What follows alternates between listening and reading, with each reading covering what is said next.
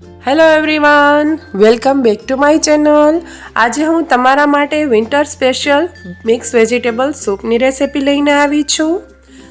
આ સૂપ તમે એકવાર બનાવશો તો અઠવાડિયામાં એકવાર આપણે આવી રીતે કોઈ પણ સૂપ બનાવીને પીવો જોઈએ.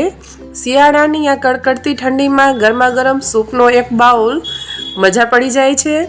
આ મિક્સ વેજીટેબલ સૂપ તમે બનાવશો તો હોટલ જેવો જ સ્વાદ અને એવો જ સરસ મજાનો લુક આવશે. અહીંયા મેં અમુક શાકભાજી લીધા છે. અત્યારે શિયાળામાં ભરપૂર પ્રમાણમાં શાકભાજી મળતા હોય છે. અત્યારે મારી પાસે ગાજર, લીલા મરચાં, ફ્લાવર, થોડું કેપ્સિકમ, કોબીજ, વટાણા અને આદુ મરચાં છે એ મેં લીધા છે. અહીંયા તમે મકાઈના દાણા હોય તો એ પણ લઈ શકો છો અને 2 કલરના કેપ્સિકમ હોય, રેડ ને યલો, તો એ પણ લઈ શકો છો. આ બધું શાકભાજી સમારતા આપણે જે છાલનો ભાગ અને ડંઠલનો ભાગ વધે એને નાખી નથી દેવાનો. એને મેં આવી રીતે મોટા મોટા ટુકડામાં સમારીને લઈ લીધો છે. આપણે સૂપ બનાવતા પહેલાં એના માટે સ્ટોક તૈયાર કરવાનો છે. અહીંયા કઢાઈમાં મેં 1 ચમચી તેલ મૂકી દીધું છે અને જે આ બધા શાકભાજીના છાલનો ભાગ અને ડંઠલનો ભાગ વધેલો એને જે મોટો સમારેલો એ ઉમેરી દેવાનો છે. એને આપણે 1 થી 2 મિનિટ માટે તેલમાં મીડિયમ તાપે સાતળી લેવાનું છે. એની અંદર અડધી ચમચી જેટલું ઝીણું સમારેલું લસણ અને અડધી ચમચી આદુ ઉમેરી એને પણ મિક્સ કરી દેવાનું છે. અને હવે એમાં અંદાજે 1.5 થી 2 ગ્લાસ એટલે કે અડધા લીટર જેટલું પાણી હું ઉમેરી દઈશ. આપણે હોટલમાં જઈએ ત્યારે એની પાસે મિક્સ વેજીટેબલનો સ્ટોક હોય એ રેડી જ હોય છે. આપણે સૂપ ઓર્ડર કરીએ ત્યારે ફટાફટ એ સૂપ બનાવીને આપે છે. અહીંયા હવે હોટલવાળાની ટોપ સિક્રેટ 4 થી 5 મરીના આખા દાણા અને 2 તમાલપત્ર ઉમેરી દઈશું અને સ્વાદ મુજબ 1 ચમચી જેટલું મીઠું ઉમેરી અને સરસ રીતે મિક્સ કરી દેવાનું છે. હોટલમાં જ્યારે પણ વેજીટેબલ સ્ટોક બનાવે છે ત્યારે મિક્સ વેજીસની હારે 2 તમાલપત્ર એડ કરવામાં આવે છે. એની સુગંધ અને સ્વાદ કંઈક અલગ જ આવે છે. હવે એને આપણે 2 થી 4 મિનિટ ઉકળવા દેવાનું છે. હવે આપણે જે પણ શાકભાજી લીધા હતા એને આવી રીતે ચોપરમાં અથવા તો મિક્સરમાં ઝીણું ઝીણું એકદમ સમારી લેવાનું છે. અહીંયા સાથે મેં એક નાની બટાકી પણ લીધી છે. તો તમે જોઈ શકો છો કોબી, ફ્લાવર, લીલા વટાણા, કેપ્સિકમ, ગાજર અને અહીંયા મેં થોડી લીલી ડુંગળી લીધી છે. મરચાંને પણ ચોપ કરી લીધા છે અને કોથમીર લીધી છે, એને પણ ઝીણી સમારીને લઈ લીધી છે.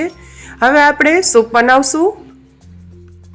એના માટે અહીંયા 1 ચમચી તેલ લેવાનું છે. એની અંદર 1 મોટી ચમચી આદુ અને 1 મોટી ચમચી લસણ એકદમ ઝીણું સમારીને આપણે ઉમેરી દઈશું અને 1 મિનિટ માટે આપણે એને સાતળી લઈશું. સાથે એમાં 1 મોટી ચમચી જેટલા તીખા લીલા મરચાં ક્રશ કરેલા ઉમેરી દઈશું. આપણે આદુ લસણનો કલર ચેન્જ નથી કરવાનો, જસ્ટ એને 1 મિનિટ માટે સાતળવાનું છે. એની કાચી મહેક વહી જાય એટલું જ. હવે જે આપણે બધું શાકભાજી ઝીણું સમારીને રાખેલું હતું એ બધું એમાં ઉમેરી દઈશું અને 1 મિનિટ માટે સરસ રીતે સાંતળી લઈશું. શાકભાજી આપણું સરસ રીતે કૂક થઈ જાય એના માટે 1 ચમચી મીઠું ઉમેરી દઈશું. શાકભાજીને આપણે અહીંયા 1 થી 2 મિનિટ માટે જ સાંતળવાના છે, જેથી એ થોડા સંતળાય અને ચડી જાય અને થોડો ક્રંચ પણ રહેવો જોઈએ, તો જ સૂપની મજા આવે છે. હવે અહીંયા આ શાકભાજી સરસ સંતળાઈ ગયા છે. બીજી બાજુ જે સ્ટોક આપણે રાખેલો હતો એને મેં ગાળી અને તૈયાર કરી લીધો છે. તો એ બધો હું આમાં ઉમેરી દઈશ.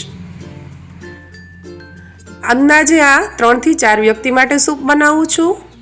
હવે એમાં અડધી ચમચી મરી પાવડર ઉમેરી દઈશું. આ સૂપમાં આપણે લીલા મરચાં અને મરી પાવડરની તીખાશ રહેશે.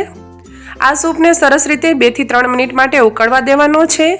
બીજી બાજુ આપણે એક કોર્નફ્લોરની સ્લરી બનાવી લઈશું, જેમાં 1 ચમચી કોર્નફ્લોર અને 2 ચમચી પાણી ઉમેરી મિક્સ કરી લેવાનું છે.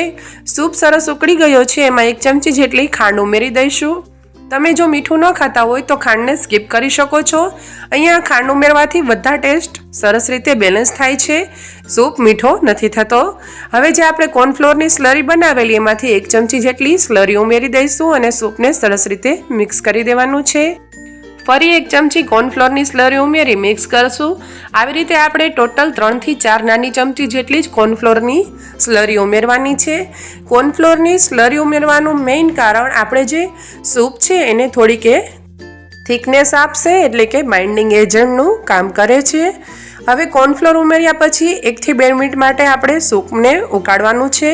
આપણું અહીંયા સૂપ સરસ ઉકળીને તૈયાર થઈ ગયું છે અને સરસ મજાનું ઘટ થઈ ગયું છે. બધા વેજીટેબલ પણ કૂક થઈ ગયા છે. થોડા ક્રંચ રહીએ એટલું જ આપણે આ સૂપને ઉકાળવાનું છે.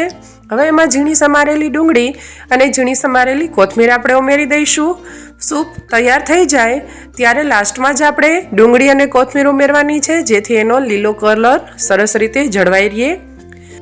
હવે બહાર જે સૂપ મળતા હોય એવો જ આપણે આ સૂપને કલર આપવા માટે અડધી ચમચી જેટલો જ ડાર્ક સોયા સોસ ઉમેરવાનો છે, જેનાથી સૂપનો કલર તમે જોઈ શકો છો સરસ ચેન્જ થઈ ગયો છે અને એકદમ આઈ કેચિંગ લાગી રહ્યો છે. બાળકોને તો આ ખૂબ જ ભાવશે. એકવાર જરૂરથી બનાવીને આપજો. આમાં ભરપૂર પ્રમાણમાં શાકભાજી આપણે ઉમેરેલા છે અને શિયાળાની કડકડતી ઠંડીમાં ગરમાવો આપે એવું સૂપ છે.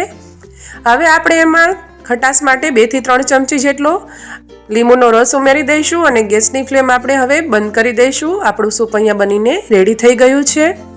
હવે આપણે સૂપને સર્વિંગ બાઉલમાં ટ્રાન્સફર કરી લઈશું. આ સૂપ શિયાળાની ઠંડીમાં ગરમાવો તો આપે જ છે, સાથે અનેક ફાયદાઓથી ભરપૂર છે. આપણે એમાં ઘણા શાકભાજી ઉમેરેલા છે. અહીંયા તમે તમારી ઈચ્છા અનુસારના શાકભાજી ઉમેરી શકો છો અને જે ના પસંદ હોય એને સ્કીપ પણ કરી શકો છો. મેં બતાવ્યું એવી રીતે એકવાર વેજીટેબલ સ્ટોક બનાવી અને તમે વધારે પ્રમાણમાં રાખી દો. અઠવાડિયું સુધી તમારે એ સ્ટોક ફ્રીજમાં એવો ને એવો રહે છે. જ્યારે પણ સૂપ બનાવવું હોય ત્યારે તમારી પાસે અવેલેબલ હોય એ વેજીસને ઝીણું ચોપ કરી અને 2 મિનિટ માટે સાંતળી અને સ્ટોક ઉમેરી દો. 4 થી 5 મિનિટમાં જ સરસ ગરમા ગરમ મિક્સ વેજીટેબલ સૂપ બનીને રેડી થઈ જશે. શિયાળાની ઠંડીમાં ગરમાવો તો આપશે જ, પ્લસમાં જે માઇનર શરદી કે ઉધરસ હોય એમાં પણ આ સૂપ ખૂબ જ ફાયદાકારક છે.